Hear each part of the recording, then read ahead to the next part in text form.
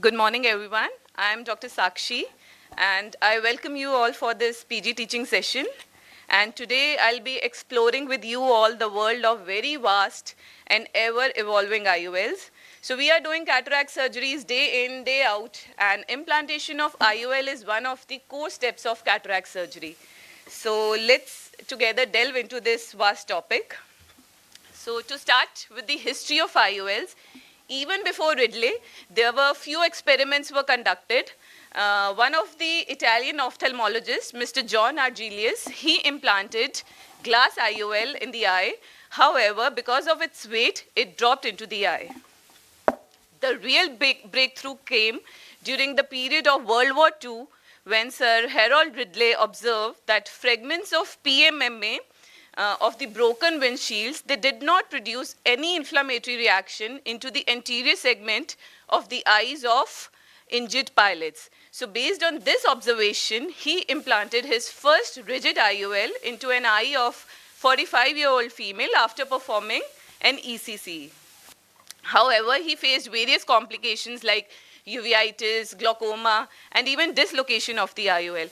But he was the one who had set the stage for the evolution as well as advancements of not only IOLs but cataract surgery. So coming to the evolution of IOLs, it started in 1940s. That was the first generation IOL. So that was the Ridley PMMA rigid IOL with its disadvantages of decentration, inflammation, secondary glaucoma. Then came the second generation of IOL. It was rigid and semi-rigid AC IOL with the disadvantages of corneal decompensation, PBK, glaucoma, and even cystoid macular edema. The third generation of IOLs was iris-supported IOLs with the disadvantages of iris chafing, glaucoma, transillumination defects, and irregular pupil. Fourth generation was also AC IOLs, but it was flexible loop AC IOLs. So it had similar complications of second generation AC IOLs, but little lesser than those.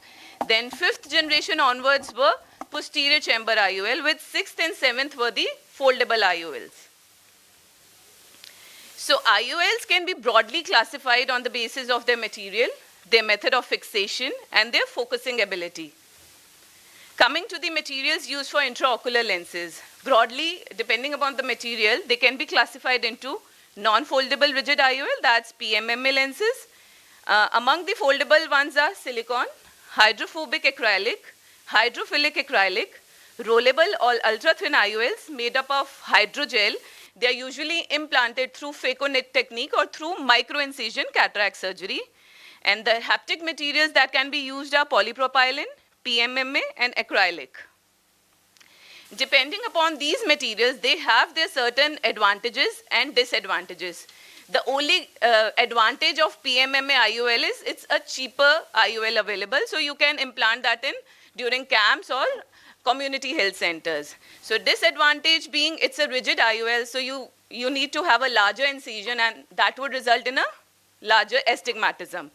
Then coming to hydrophilic acrylic, they have good biocompatibility. However, there are higher rates of PCO and higher chances of calcification. Then coming to hydrophobic acrylic, it's one of the most commonest material used these days. So chances of PCO are less. Here I would like to mention that the chances of PCO are not only dependent on the IOL material, but also on the IOL design. So mostly hydrophobic acrylic materials can have a square edge, sharp square edge design. So that would lead to lesser migration of LECs or lens epithelial cells, so resulting in less chances of PCO. However, there are higher chances of glistening because of their hydrophobic nature, right? Then coming to silicone IOLs, again they have lower chances of PCO, but they have again fewer disadvantages also. One, they open abruptly in the eye. So they unfold suddenly into the eye, and that would lead to certain complications. Also, their material is such that they promote adherence of bacteria to the IOL, right? Also, the silicone IOLs are not the ideal ones to be implanted in patients with silicone-filled eyes. Depending upon the site of fixation, IOLs can be implanted into the anterior chamber. They can be iris-supported or iris claw lens, ciliary sulcus IOL, and also the scleral fixated IOL. So these days, these IOLs are not the choice of primary IOL implantation. They are usually done in cases of aphakia where there is poor capsular or poor zonular support, right? The advantage of AC IOLs being it's again cheaper and the expertise required is less than SF IOLs and again can be done in community health centers, right? Iris claw lens again have disadvantages of iris chafing, transillumination defects. Also, with implantation of retropupillary iris claw lens, later on if we have to perform certain retinal procedures, pupillary dilatation won't be possible. And scleral fixated IOL, it really requires the expertise to implant the scleral fixated IOL. So based on the focusing ability, they can be unifocal, the traditional IOLs, multifocal, accommodative and pseudo-accommodative. I won't be discussing accommodative and pseudo-accommodative in detail because they are not currently used or they are not so popular these days.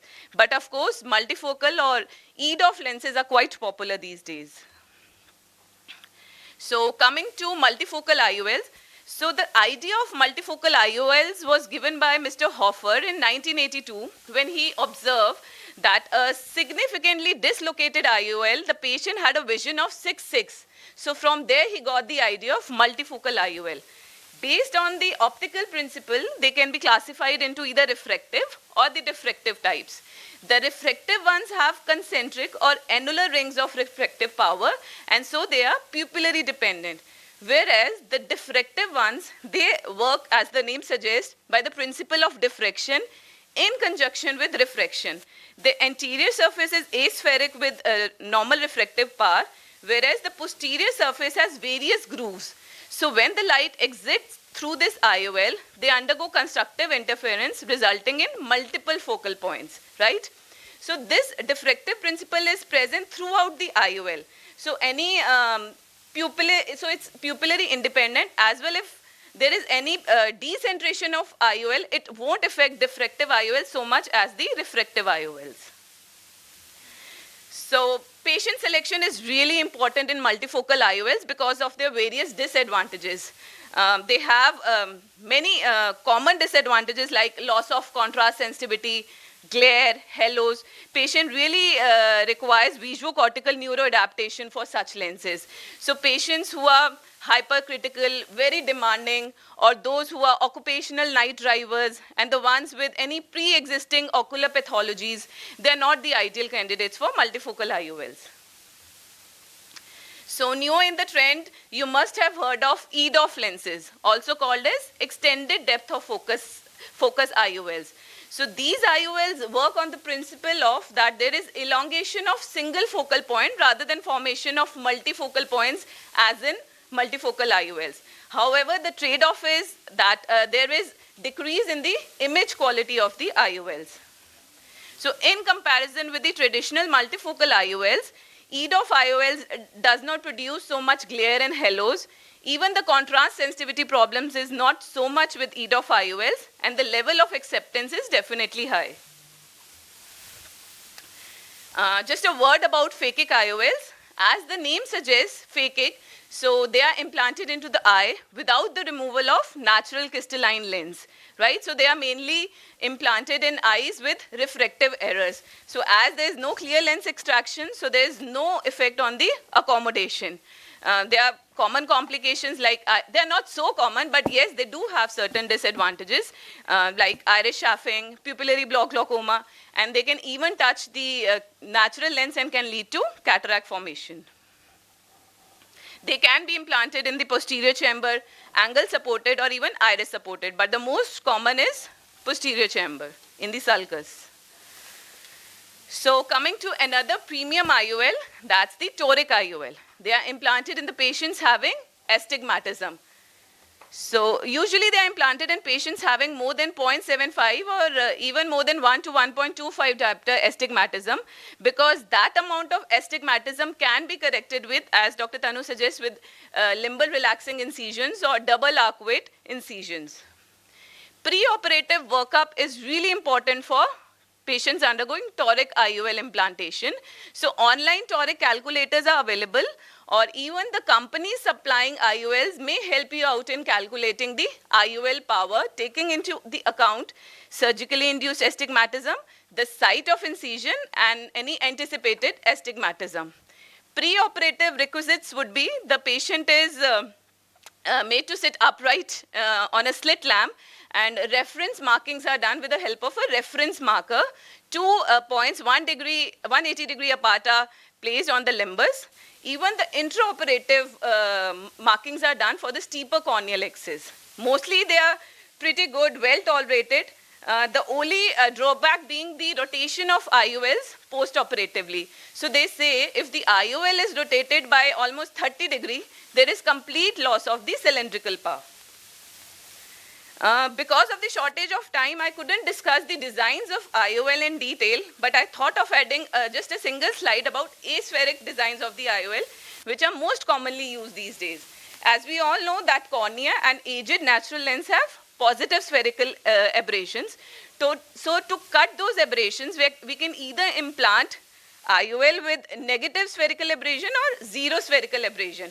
But those with negative spherical aberration IOLs, they have the disadvantage of being there's less depth of field in those IOLs.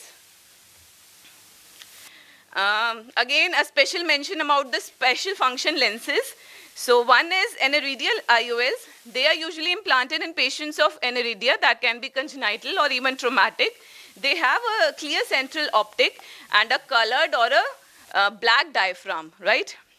Then implantable miniature IOLs or telescopes, they are implanted in patients having AMD. So the optical principle is such that they cause magnification of central vision. So prerequisite for the same would be that patient should have a good peripheral vision in the other eye. Then piggyback IOLs, these are usually implanted in front of the already implanted IOL, right, in the sulcus. It's usually implanted in patients having refractive surprises, right? When you feel that explantation of IOL would be difficult, so you can implant another IOL in front of the already placed IOL. Complications being, it can lead to interlenticular opacification as well as rise in IOP. Smart yellow IOLs, these are just the tinted IOLs that absorb the blue light and thereby causing less of retinal damage. So in the end, I would like to conclude that choosing an IOL is not like all size fits all decision. You need to take into account the patient's expectations, requirements, financial constraints, and any pre-existing ocular conditions, and then we can tailor the IOL that can be implanted, not just that improves the vision, but also improves the quality of life of the patient. Thank you. It was a vast topic. I couldn't discuss each and everything in detail. So thank you, Dr. Sakshi. So you can discuss with Dr. Sakshi during lunch time, so as we are little short of time. So we move on to next talk. That's the main talk of this session, keynote address on primary angle closure glaucoma, Indian perspective by Professor Vinay Gupta. Dr. Vinay Gupta doesn't need any introduction to this house. He is currently professor at RP Center, AIIMS, New Delhi, and is glaucoma specialist of international repute. And he is very active in our Glaucoma Society of India, and he is founder president of Indian Pediatric Glaucoma Society. Some of you may be aware that there is a society by the name of Indian Pediatric Glaucoma Society. So he founded it and he was first president of that society.